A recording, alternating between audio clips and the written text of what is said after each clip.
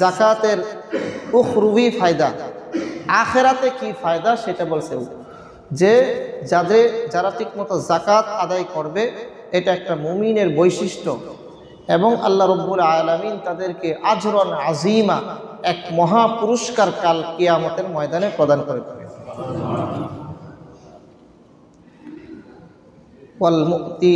ওয়াল মুতিনাজ যাকাহ, যারা নাকি জাকাত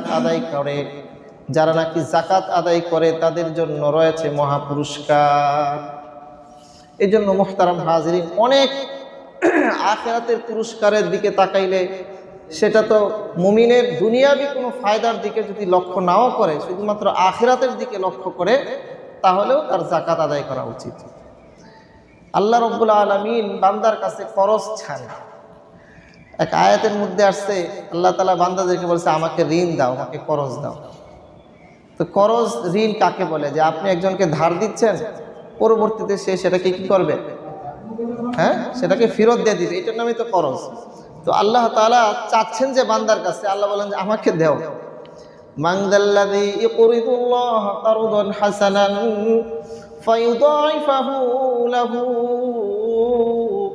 ওয়া লাহু আজরুন কারীম। কে আছে এমন ব্যক্তি যে আল্লাহ তাআলাকে উত্তম ঋণ দিবে, অতঃপর তিনি সেটাকে বহুগুণে দ্বিগুণ করে বৃদ্ধি করে দিবেন। ওয়ালাহু আজরুন কারীম, এবং তার কাছে রয়েছে সম্মানজনক পুরস্কার আর প্রতিদান। তাহলে এই যে আল্লাহ তাআলা চান, আল্লাহ তাআলা এটা কার জন্য চান? আল্লাহ তাআলার কিছু বান্দা এমন আছে যারা সমাজের মধ্যে মুখাপেক্ষী। আল্লাহ তাআলা তো এই সমস্ত সম্পদের মুখাপেক্ষী না। তো কাদের জন্য চান? যারা সমাজে মুখাপেক্ষী, যারা সমাজে অসচ্ছল, যারা সমাজে চলতে পারে না, যারা ঋণের ভারে জর্জরিত, এই শ্রেণীগুলোকে সহযোগিতা করা, তাদের হাতে দেওয়া।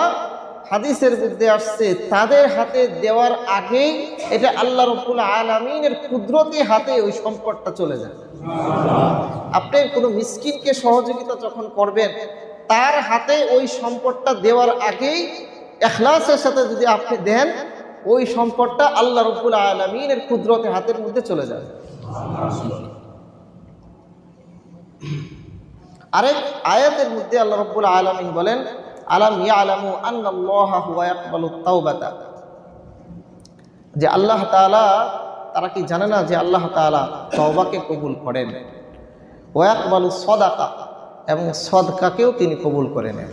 তাহলে আল্লাহ তাআলা নিজে এটাকে কবুল করেন। এরপরে কোরআনের আয়াতের মধ্যে আসছে, মাসালুল লাযীনা ইউনফিকুনা আমওয়ালাহুম ফী সাবিলিল্লাহি কামাসালি হাববাতিন আমবাতাত সাবআ সানাবিলা ফী কুল্লি সুমবুলাতিন মিয়াতু হাব্বাহ আল্লাহু ইউযাইফু লিমান ইয়াশা ওয়াল্লাহু ওয়াসিউন আলীম। যারা আল্লাহ তাআলার রাস্তায় খরচ করে, যারা আল্লাহ রাব্বুল আলামিনের রাস্তায় খরচ করে, যাদেরকে আল্লাহ তাআলা এই তৌফিক দিয়েছেন, মাসালুল লাযীনা ইউনফিকুনা আমওয়ালাহুম ফী সাবিলিল্লাহি কামাসালি হাববাতিন, এটা দৃষ্টান্ত হইল একটা বীজের মতো, যে বীজের মধ্যে আপনার এক একটা বীজ থেকে 100টা করে আপনার চারা অঙ্কুরিত হয়। মাসালুল লাযীনা ইউনফিকুনা আমওয়ালাহুম ফী সাবিলিল্লাহি কামাসালি হাববাতিন আমবাতাত সাবআ সানাবিলা ফী কুল্লি সুমবুলাতিন মিয়াতু হাব্বা, প্রত্যেকটা শীষের মধ্যে আবার 100 করে দানা।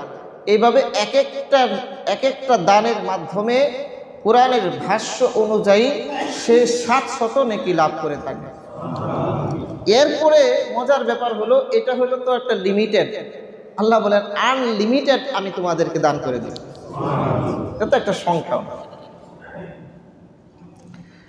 এটা হলো আপনার জাকাতের আখিরাতের ফায়দা।